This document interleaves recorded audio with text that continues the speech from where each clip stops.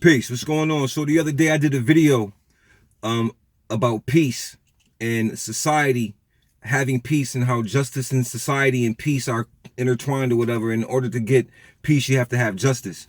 You know what I'm saying? The peace of a society dependeth upon justice. But I want to step a little further. You know what I'm saying? And examine why we need justice in our communities. You understand what I'm saying? Because we have atrocious things that are happening within our communities, all types of things. And these things are pretty much normal because traditionally they have been happening within our community amongst our own people for some time. You understand? I mean, we rob, we steal from each other, we kill each other, we lie on each other, we covet each other's wives and husbands. You know what I'm saying? We participate in behavior that traditionally and culturally and spiritually doesn't belong to our people at all. But we have become the best students at the hands of white supremacy, so much that we are that very act amongst each other. Here's my draw. We have to stop protecting predators in our community. And if we don't, it's gonna destroy us even more. See, the thing is that some of us speak about freedom and we speak about change and we speak about being the catalyst for social change and to move and execute justice and social justice and advocate for all of these things that will bring change to our community, but not realizing that the change doesn't start from the external. The change really starts from the internal, with every individual or each individual first themselves recognizing and realizing that we are in a bad way and that we need first to do anything before we go outside to anybody else to clean up our house. It's necessary to have a clean house because when strangers enter into your home, you know what I'm saying, the first appearance is how most times you are looked at because of the first appearance. That's in person when you meet somebody face to face, or when somebody enters your home. You know what I'm saying? That first entry and the appearance of the home makes the difference for the people who are entering. They build their own perspective and perception about who you are by the way they enter into that home. And it's the same thing. We will never be able to deal with other groups of people in other nations because our homes are filthy. Our communities are filthy. And they're filthy with atrocities committed by each other. The thing is this, man.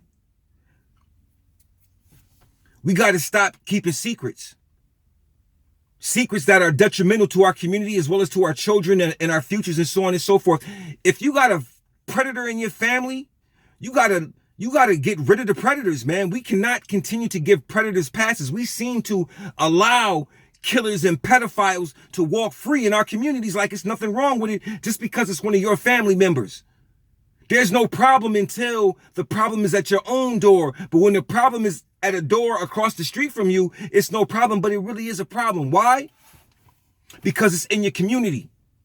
It's in your community. It's just a matter of time before it touches home with you, be it somebody physically victimized or one of your family members is a predator and you have to deal with it. And some of you know that your family members are predators. You know it and you keep silent. For what reason? I don't know. Maybe you benefit from their brutality, from their savagery. Maybe you benefit from it. You know what I'm saying? Maybe you are the root of why they act in the manner in which they act. But the situation is this: things got to change. We cannot take care of our communities until we get rid of the predators. Because see, the predators are the very ones who will go against change because change doesn't suit them. A predator is predictable. They live out a particular type of action and it's based on having the freedom to do it. And we give them the freedoms. We give them the right to do these things to us. And we don't say a word. See, this is how I know. When I first seen the whole Black Lives Matter demonstration, when it first popped up on the scene and they had these sisters who they claimed invented it and all this other crap, I knew it was bogus. I knew it was bogus. I'm gonna tell you why. Because we don't love each other. I know that is not that is not a movement that we created. I know it wasn't, because I see the way it moved, and it only moved on police brutality. So I knew it wasn't something that we created, because we don't even march when we kill our own. Daily. There's somebody in our community daily getting shot. There is no organization. There is nobody marching. There is no solidarity. I mean, you may have people in that particular neighborhood come together, make a makeshift grave or something. You know what I'm saying? A monument. You know what I mean? And have a little vigil, but there's nothing major that goes on, and nobody says nothing. Nobody says nothing. The streets talk. Even the streets may know who's done it, but nobody says nothing. And these predators continue to walk by. Even in our town, snitches continue to walk by.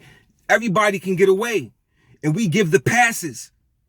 We allow the predators. See, a snitch is a predator too. You know what I'm saying? Those who do certain things, they're allowed to come into the community and cause havoc and commit all types of crimes and atrocities against their own people. All they got to do is go tell on somebody, and then they're fine. See, that's worse. That's worse to me also. So the problem is that we have to clean up ourselves, and we got to stop giving passes, man. We got to stop giving passes because we don't love each other, and we show it. So, quote unquote, black lives really don't matter to black people. Black lives was an opportunity that was created by George Soros, by a European. That was all about politics and trying to shut down the system. That's what that was about, and trying to get Hillary Clinton in office. You know what I'm saying? Screaming on police brutality. But you don't see Black Lives Matter in the community when somebody's shot, murdered by their own.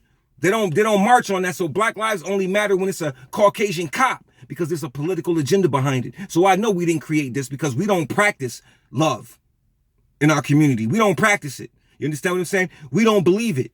So with that being stated, you got to go back and find out why you don't love yourself and why we allow predators to continue to do what they do in our communities and we don't say a word. I know why, because some of us benefit from it again, and some of them are your family members, but I don't care, man. I don't care. If you can't be honest about somebody else's tragedy, a mother or a father losing their children or something of that nature, and you know who did it and you don't say a word, something is wrong with you, man. And what you're doing is you're preserving a murderer, and they will go out and kill again. And you have it on your spirit, and you know exactly who did it, and you have it on your spirit, and you don't say a word, and you allow this monster or monsters to continue to walk through your community. We got to do better, man. Peace.